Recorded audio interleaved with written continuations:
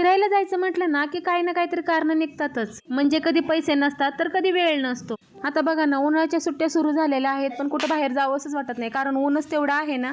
मग शेवटी आम्ही काय गेलो, दगडूशेठ हलवाईला गेलो. दर्शन वगैरे मस्त झालं. दर्शन तर छानच झालं, पण बाप्पाचं दर्शन घ्यायला इतकी गर्दी होती ना की सांगायलाच नको. शेवटी बाप्पाचं पण दर्शन झालं, पण बाप्पाचा फोटोच काही काढू दिला नाही. एकदम मंदिराच्या बाहेर जाऊन काढायला लावला. आमचे मोबाईल वगैरे जप्त करून घेतले. फायनली आम्ही ऊसाचा रस वगैरे घेतला, कारण तहानच इतकी लागली होती ना, त्याच्यामुळे म्हटलं थंड ऊसाचा रस वगैरेच घ्यावा.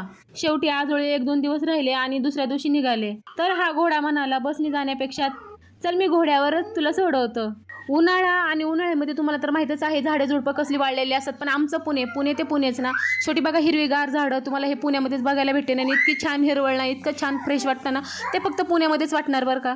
आम्ही केला होता बसने प्रवास, खाजगी बसने नाही हो, सरकारची बस होती. शेवटी आमच्या स्टॉपवर उतरलो आणि भूक तर इतकी लागली होती ना कडाक्याचीच, तर सांगायलाच नको. मग शेवटी हा डोसा वगैरे ऑर्डर केला. आणि इकडे आमचं छोटं कार्टून ना, तर त्याचं तर काही मूडच नव्हता खाण्यासाठी. तो काहीतरी वेगळंच नखरं करत होता. म्हणजे आम्ही खात होतो पण तो नको म्हणत होता. आणि पाणी तर सांगायलाच नको, लहान जीव ना शेवटी तो.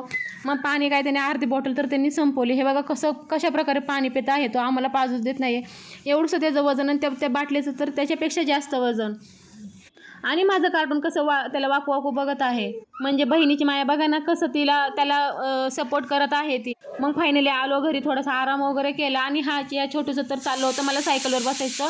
त्याच्यामुळे माझ्या दीदीने काय केली, आयडिया केली, तो पडतोय ना, त्याच्यामुळे तिने काय केलं, त्याला बांधून असं, ती म्हटली मम्मा मी त्याला सपोर्ट करते म्हणून बांधून, तिने ओढणीने बांधून त्याला असा सपोर्ट दिला. पण तो ऐकायलाच तयार नाही म्हटलं मला सेपरेटली बसायचं आहे. शेवटी मुलं ना ते आपले थोडीच ऐकणार आहेत.